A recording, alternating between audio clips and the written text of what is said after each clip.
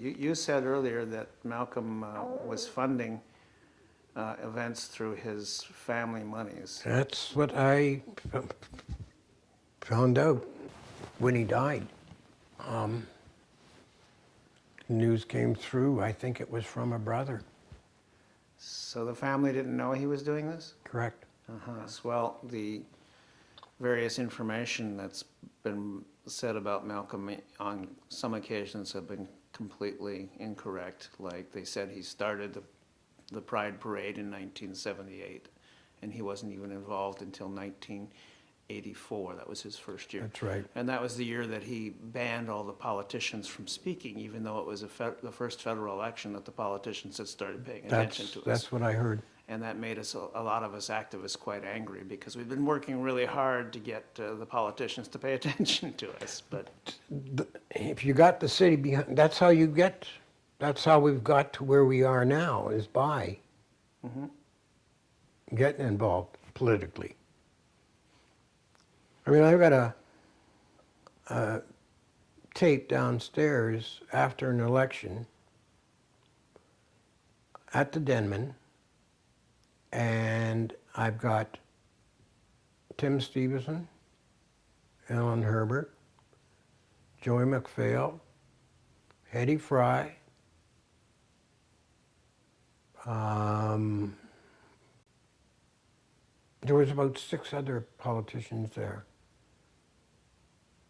all dancing on the floor in a gay club. that would be pretty good footage, I would say. It's amazing footage.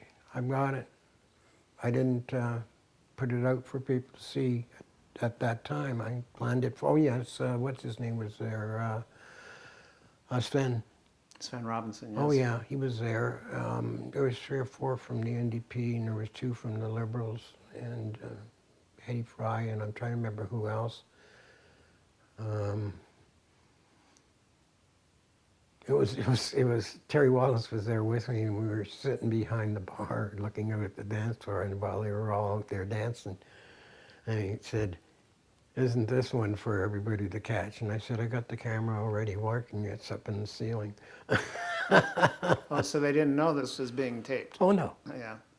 No, I had the camera working all the time. Well, Pride, as I see it today,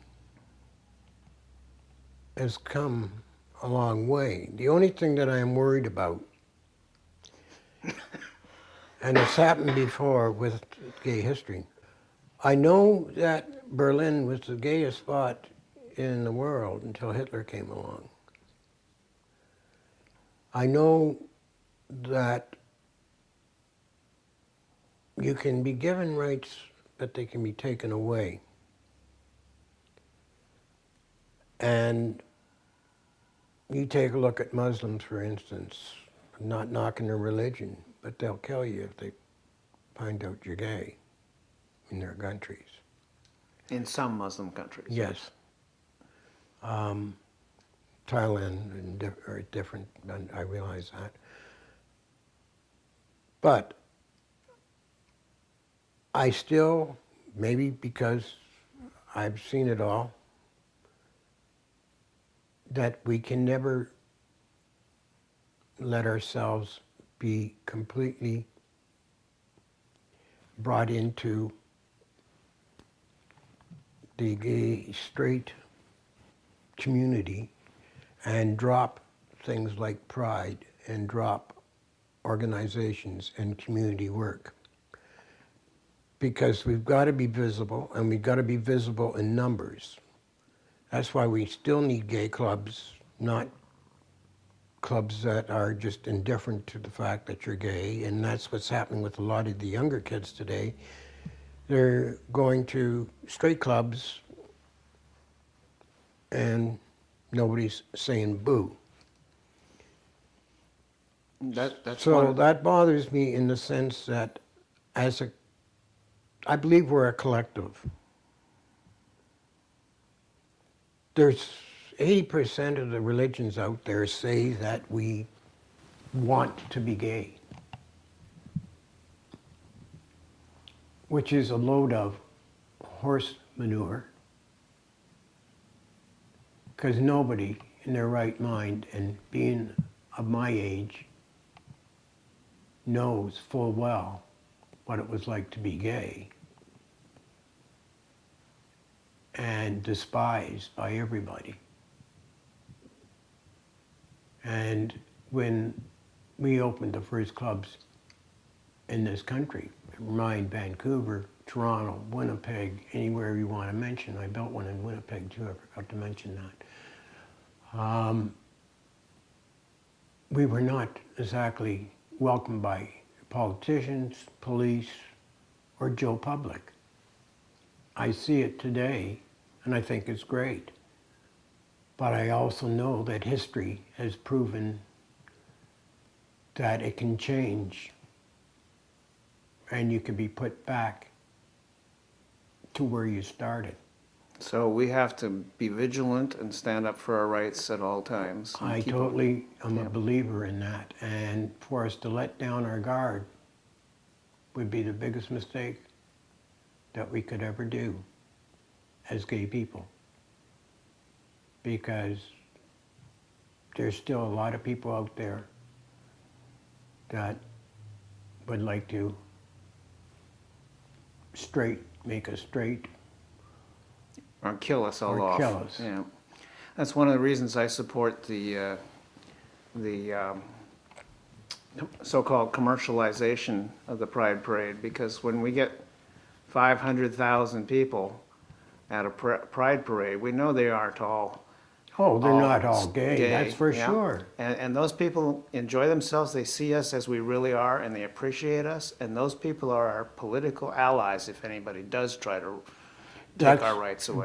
That's why I think that's very important, but at the same time, what I worry about is that we get comfortable.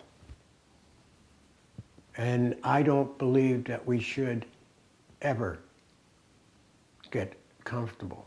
And maybe it's because of my age, but I don't think I'm wrong on it. If you read history books and you go back in history,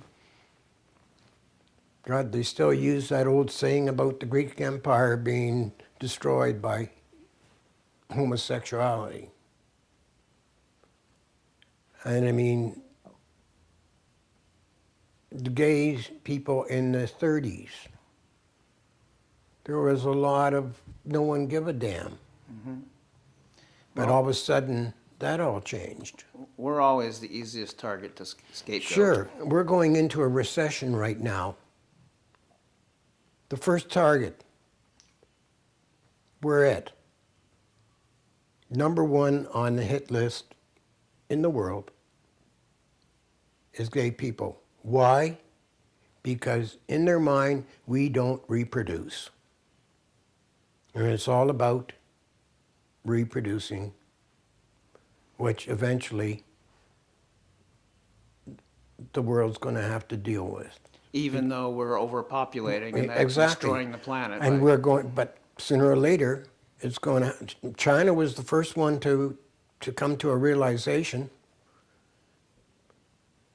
And it's going to be a day come when it's going to be where we reproduce X amount of people, because that's all the planet can support. If we don't, there's not going to be a planet. I mean, I'll be honest, I'm not a pessimistic person, I'm an optimistic person. But I am very pessimistic of where the world is going right now.